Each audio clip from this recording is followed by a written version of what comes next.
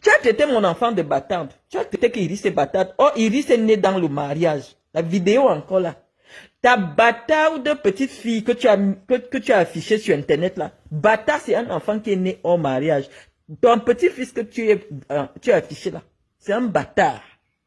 Ta petite fille là, elle est bâtarde parce que ton fils n'est pas légalement marié. Ok? Loïc Chapuis n'est pas marié. Donc quand il fait un enfant à une fille, cet enfant est bâtard. Et ta bâtarde de petite fille, pour qu'elle ait des papiers français, il faut que son père, son voyou de père, qui va toucher des allocations familiales parce qu'il ne travaille pas, aille déclarer à l'ambassade de France que j'ai eu un enfant voilà, peut-être que la mère est française, mais je ne sais pas. Parce que je ne connais pas du côté de la mère. Mais si la mère est camerounaise, parce que quelqu'un ne peut pas avoir les papiers, une bonne situation, et tu peux accoucher dans les hôpitaux pourris du Cameroun, là. Les vraies femmes envoient leur bru accoucher aux États-Unis ou en France. Pas dans le bouya-bouya, dans les moustiques là-bas au Cameroun. Tu es fier d'afficher. Oh, quand j'irai prendre le passeport de mon petit-fils, quand j'irai prendre ton fils qui fait des enfants fait quoi dans la vie? Il fait quoi? Ça veut dire que si la mère est camerounaise, il va falloir qu'il y ait d'abord la reconnaissance. Et dès qu'on fait la reconnaissance, il faut qu'il y ait une transcription. La transcription peut durer même 14 mois ou 1 an. Et ce n'est qu'après tout ce temps-là, dès qu'il y aura la transcription de l'acte camerounais sur l'acte français, ça veut dire que même s'il est français, il y aura d'abord la transcription de l'acte. L'acte doit venir ici à Nantes. Pourquoi, avec tous les moyens dont tu te prévaux, ton petit-fils n'est pas venu naître à l'hôpital américain à Paris? Hein, Masco Bamoun? Pourquoi tu n'as pas mis ton fils et ta belle-fille dans l'avion pour que ton petit-fils naisse à l'hôpital américain de Paris? Sale menteuse. Je te dis que quand tu prononces le nom de ma mère, je sors de mes gants. J'enlève toutes mes étiquettes parce que ma mère même est au courant que l'autre version, parce que moi je suis Gémeaux, ça veut dire que j'ai 2 visages. L'autre côté là, que mon père ne reconnaît pas, c'est son côté. C'est ma mère qui est comme tu me vois souvent là, taper les gens. C'est ma mère qui est comme ça. Tu as compris? Donc, avec tes mensonges là, enlève mon nom dans ta bouche qui pue. Tu dors seul, tu mâches le chewing-gum. Parce que tellement l'odeur de ta bouche te dérange. Avec ta peau pourrie. Tu te lèves le matin, tu doses le fond de teint. Pour aller faire du sport. Depuis quand on fait du sport avec du fond de teint? Sur le visage. Est-ce que j'ai besoin de dire que je suis plus belle que toi? Il n'y a pas de débat. Est-ce que j'ai besoin de dire que j'ai plus d'argent que toi? Il n'y a pas de débat. Mais attends, tu as plus de 60 ans. Tu fais une fixation sur moi. Tu te lèves le matin. Oh, comme tu as parlé de la première dame, je vais parler de toi. Tu connais la première dame où? Medoulou, c'est ce qu'elle fait. Faire croire aux gens que je peux t'introduire chez la première dame. Et c'est sûr qu'elle t'a déjà bien bouffé l'argent. Correctement. Quand on parle de première dame, moi j'appelle... Attends. C'est Constance Yamangue de Obiang. Quand on dit première dame, c'est Constance Yamangue. Pas les pourritures, les anciennes prostituées. Des vendeuses de bars. C'est pas ça les premières dames. Quand on dit première dame, c'est la femme d'Alassane Ouattara.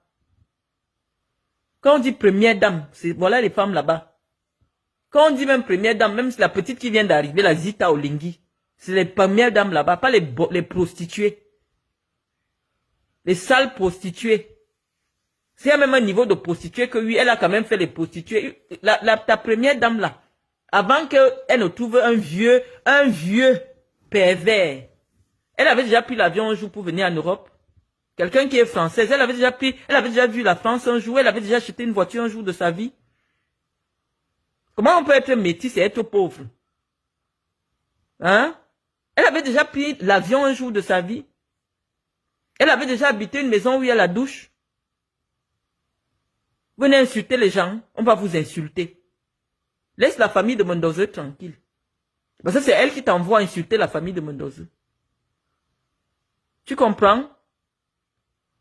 Donc si elle t'envoie insulter Mendoza, je vais sortir sur elle en vrai. Elle ne pourra rien me faire. Parce qu'elle va quitter première dame, on va se retrouver à 100 mm, elle et moi. Elle ne sera pas première dame. Parce que la place là, ce n'est pas une place éternelle. Là où elle est là-bas. Une prostituée. Attends, quand un homme épouse une vraie femme, elle allait dire à son mari, construis même une chapelle. Quand on va amener ton corps là-bas, il n'y a même pas une église digne de son nom où on va amener son mari quand il va décéder. Ça, c'est une femme, ça. Première dame de mes fesses, oui. N'importe quoi. Tu vas faire quoi? Elle va faire quoi? Tu as parlé de ma première dame? Tu as une prostituée à qui on veut donner un statut? Une prostituée? Aujourd'hui, elle couche avec tout ce qui bouge?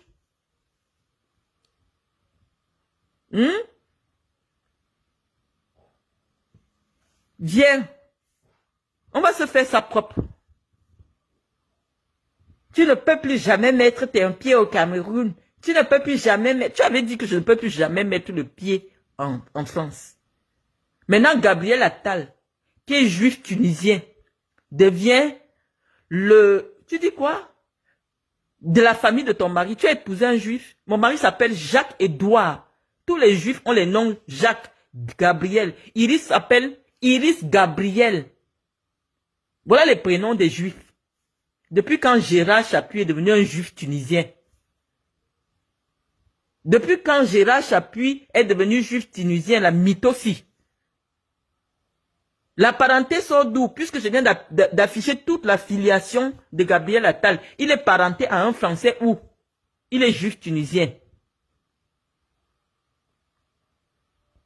Vos petits trafics d'influence à 2 balles. Tu peux faire quoi à qui? J'étais au Cameroun là-bas, j'étais fracassé la gueule. J'ai encore fait 1 mois et demi au Cameroun. Pourquoi tu ne... Attends, même en temps normal, une fille vient dans un commissariat taper quelqu'un. Non, le commissaire te reconvoque. Mais j'étais giflé devant les policiers. J'étais giflé copieusement devant eux. Ils ont fait quoi? Ils ont dit que non, c'est que Marlène est comme ça. C'est ce qu'ils t'ont dit, non? Que Marlène est comme ça. Tu dis que les policiers savent que tu es folle. Les policiers savent que tu es folle. Et ça change quoi? Il fallait donc déposer ta plainte et tu me fais interpeller. Il fallait appeler la première dame qui est ton amie. Dire que non, Marlène a fini de me taper. Interpeller-la. Mon enfant a commencé à être en insécurité. Tu as commencé à dire que ma fille ne peut pas. Je t'ai montré que je suis capable, en très peu de temps, de décider que ma fille change de pays. Elle a changé de pays. J'ai relevé tes défis. Elle s'est scolarisée en France. Je n'ai pas besoin. Papier ou pas papier, toi tu connais, tu connais même qui à l'ambassade de France pour là. Tu peux même parler à quelle autorité à l'ambassade de France. Toi tu peux parler à qui? Tu peux parler à qui à l'ambassade de France? Dis qu'elle va encore bien regarder. Tu crois que je suis encore au niveau où j'ai besoin de solliciter un titre de séjour? Tu veux que je te pose mon passeport diplomatique équato-guinéen? Tu veux que je te le pose? Regarde-moi une chienne comme ça. Une sale chose qui pue comme ça.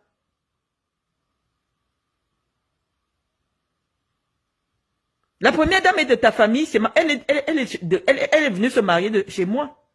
Rien à foutre de ce que son mari est. Si elle envoie les gens insulter mon père, si elle envoie les gens insulter ma mère, je vais l'insulter. Elle est qui? Une prostituée? Une ancienne prostituée qui continue?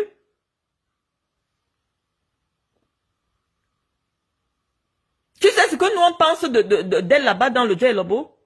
Surtout nous là. Demande-lui qui est Roger. Le gars de la DSP qui était son chauffeur qu'on a retrouvé assassiné. Il faut lui demander, comme tu parles avec elle en privé. On a retrouvé Roger assassiné parce qu'on disait que c'est Roger qui est le père de Brenda. Tu es malade?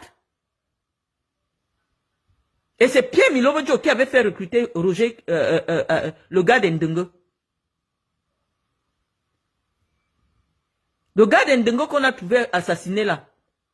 Un policier, il travaille, c'était lui son chauffeur. Une souillure comme ça. J'ai dit que tu recommences. Si tu recommences, tu prononces mon nom, je m'assois sur elle. Rien à foutre.